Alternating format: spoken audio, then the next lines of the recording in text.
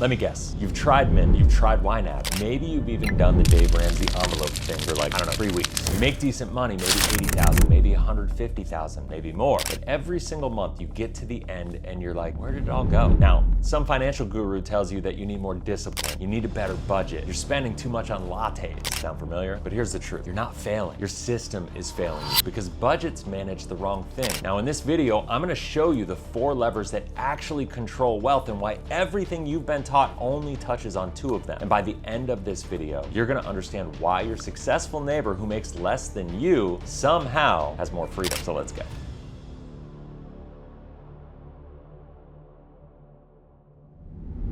Hey, I'm Kirkpatrick, and I run Life 180, where we help people elevate their consciousness around money and utilize money as a tool to create a life that's meaningful to them. Now, I used to be a professional poker player. I'm analytical, I love systems, and when I started helping people out with their finances, I started to think like, okay, budgets make sense. Income minus expenses equals savings, right? It's simple math. Well, I started to realize that I was wrong, and I started identifying this because I watched high income earners, people like doctors, business owners, executives, people making $200,000, $300,000, $500,000 a year, they were still broke. Meanwhile, I'd see someone else making $85,000 who was building real wealth. Same budgeting apps, same spend less than you make total advice, but here's the bottom line, they had totally different outcomes.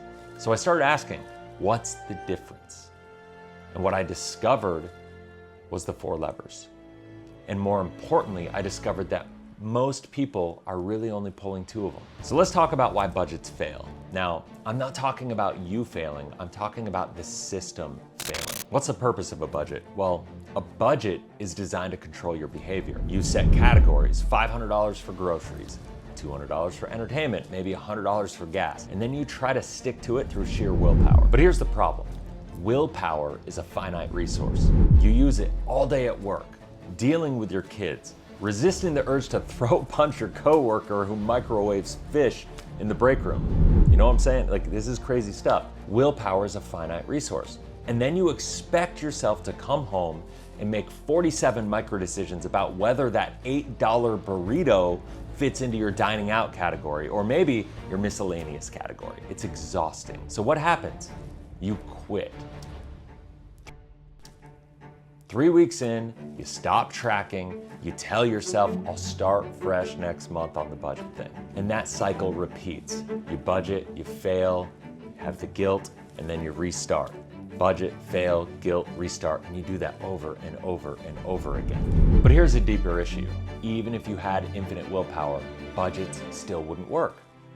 Because budgets are backwards looking. They're designed to track what you spent, not engineer what you're building. A budget asks, how do I divide up this pie? They take a look at what you have and they want you to divide it up. But it never asks you, how do I make the pie bigger and keep more of it actually working for me, right? Now that's what the 4 levers answers. And that's why people who don't budget all the time sometimes build more wealth than people who actually obsess over every single transaction. So the question is, if budgets don't work, what actually works? So let me introduce you to the 4 levers of wealth. Now, these aren't my invention. This is just how money actually flows. Now, for some reason, the financial industry only teaches you how to pull 2 of them. So let me show you all 4, and then I'll show you what happens when you learn to pull the one that every single person in the financial industry ignores. So here are the 4 levers, and I want you to think about which ones that you've been taught to use. So lever 1 is income. How much money comes into your life? This is the make more money lever, if you will.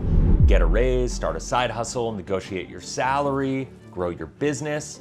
Every single financial guru in the world talks about this one. Increase your income. Fair enough, it works. But here's the catch. If you don't know how to manage the other 3 levers, then more income simply means more spending. How many people do you know who got a $20,000 raise yet somehow still feel broke? That's because income alone doesn't create wealth. It just creates more cash flow to manage. Now, lever 2 is fixed expenses. Your mortgage, your car payment, your insurance, your subscriptions, the stuff that hits every single month, whether you like it or not. The advice here from most gurus, cut your expenses. Move to a cheaper house, drive a beater, cancel Netflix. And look, I'm not saying that you should waste money. That's not what I'm saying at all. but I've watched people optimize their fixed expenses down to the studs and they're still not wealthy. Because the bottom line is, cutting a $15 subscription is not gonna change your wealth creation game. It's just not. So then we get to lever 3, which is variable expenses. This is your groceries, your dining out, your Amazon impulse buys at 11 p.m. at night, right? This is what budgets obsess over. And yes, if you're spending $2,000 a month going to DoorDash, we should probably have a conversation about that. But for most people, this lever is already pretty dialed in.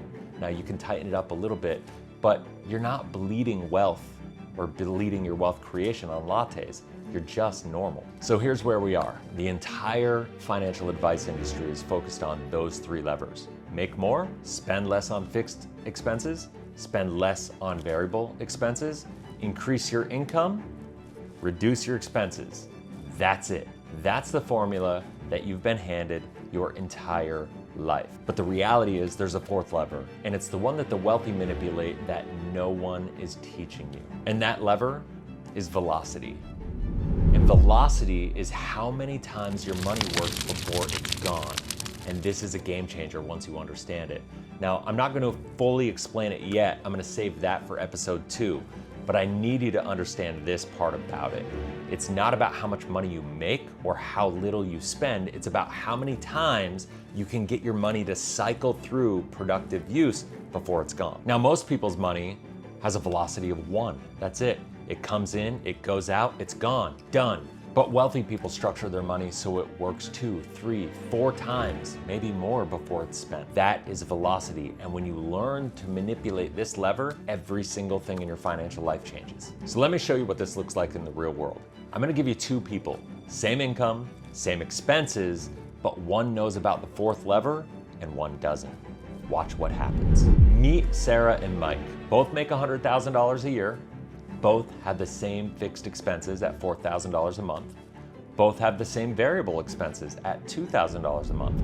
Now, after taxes, they both have about $3,000 a month left over. They are identical on paper, except for one thing. Sarah knows about velocity and Mike doesn't. Here's what Mike does, because this is what he's been taught. He maxes out his 401k at $20,000 a year. The rest goes into a high-yield savings account for emergencies. Now, Mike's doing everything right according to conventional wisdom. He's saving 28% of his income. He's gonna retire with a nice nest egg in 30 years. Good for Mike. But here's the issue. Mike's money has a velocity of 1. It goes into the 401k, it sits there, and he can't touch it until he's 59 and a half without penalties. It's done, it's locked. It's working once, growing at whatever the market does, but that's it. 1 use, then it's gone from his life for 3 decades. Now, let's look at Sarah. Sarah takes the same $28,000 a year, but she does something different. She puts $15,000 into a properly structured whole life insurance policy. She puts $8,000 into her business or cash flowing real estate investments, and then she takes $5,000 and she keeps it liquid, maybe inside of a high yield savings account or something like that. Now, here's where velocity really kicks in. Year 2, Sarah needs $10,000 to buy equipment for her business. Does she drain her savings? No. She takes a policy loan from her whole life policy. The $10,000 comes out, but this is the key, the money in her policy keeps growing as if she never touched it. Her money is working twice, once inside her policy and once inside her business, helping her control the cost of capital for that $10,000 loan. So her business generates cash flow, she pays the loan back to the insurance company, the money goes back into her policy, and now it's working again. Meanwhile, the death benefit is protecting her family the entire time. So that makes 3 uses from the same dollar just in that one case, right? So Mike, if he needs the $10,000 for the same equipment, his options are drain his emergency fund and lose liquidity, or take a 401k loan and pay penalties and interest to himself, right? But the IRS is watching, and if he leaves his job, the loan becomes a taxable distribution, his money has no velocity, and it's locked up. Fast forward 20 years, Mike has $850,000 in his 401k, and don't get me wrong, that's impressive, it's way ahead of most people, but it's still locked until retirement, and when he pulls it out, he owes taxes on every single dollar as earned income, right? His accessible wealth, which is the money that he can actually use today, is just his savings account. Maybe it's 30,000 bucks or something like that, but that's what he's limited to. Sarah, on the other hand, she has $620,000 in cash value in her policy, fully accessible, tax-free. She's used it 6 times over the past 20 years to fund investments. She's built a rental property portfolio worth $400,000 in equity, and she's put $150,000 into her business, which generates $80,000 a year in profit. Her accessible wealth, money which she can deploy today, is over $1 million. That on its own is power. Same income, same expenses, different lever. That's what velocity does. Now, I know what you're thinking. You're thinking, wait, how does the whole life insurance policy keep growing if I take the money out? How do I structure it? What about the fees? What about the returns? Why would I pay money and interest to borrow money from my own policy? Those are all great questions, and I'm gonna answer every single one of them in the next 4 episodes. Here's what I need you to understand right now. Velocity is the 4th lever, and if you don't know it exists, you're trying to build wealth with one hand tied behind your back. You're pulling 3 levers while everyone who's actually winning is pulling the 4th. Now, I'm not saying you need to utilize whole life insurance for that 4th lever. I'm simply saying it's the most effective and efficient way to be able to implement the 4th lever. The crazy part, the financial industry doesn't want you to know about this lever because velocity requires liquidity. It requires control, and Wall Street makes their money by locking up your money and charging you fees to access it later. They want you in the 401k. They want you in the Roth because that money is theirs to manage, where they get paid managed money fees on it for 30 years. But that's not your path. Your path is learning how to engineer cash flow, build velocity, and take control so you can utilize money as a tool to create a life that's meaningful to you. So here's where we're going next. In episode 2, I'm gonna show you the 3 tests that reveal whether your money has velocity or not. These 3 tests are liquidity, use, and control. Those are the filters. And I'm gonna run your 401k, your Roth, your real estate equity, your savings account, and yes, even your whole life insurance policies through the tests. And I'm gonna be honest with you, your 401k is probably gonna fail 2 out of 3, if not all 3 of the problems or of the tests, right? And that's not me being dramatic here, right? That's just the math. But you need to see it for yourself because once you see it, you can't unsee it, right? Now, before you click over to episode 2, do me a favor. Hit the subscribe button and turn on the notifications because this is a 5-part series and each episode builds on the last. So if you miss one, you're gonna be totally lost. So make sure you subscribe, that way YouTube actually tells you when episode 2 is dropping.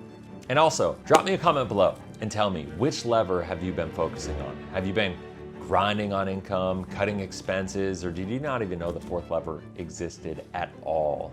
Let me know. I read every single comment and I want to know where you're starting from right now. A lot of the inspiration I get for this channel and creating content comes from the comments that I receive from viewers just like you. So that is episode 1. You now know the 4 levers and you now know why budgets fail. You also know that velocity is the game changer. So episode 2 drops next week and we're gonna go deep on the 3 tests. We'll see you there. Have a blessed, inspirational day.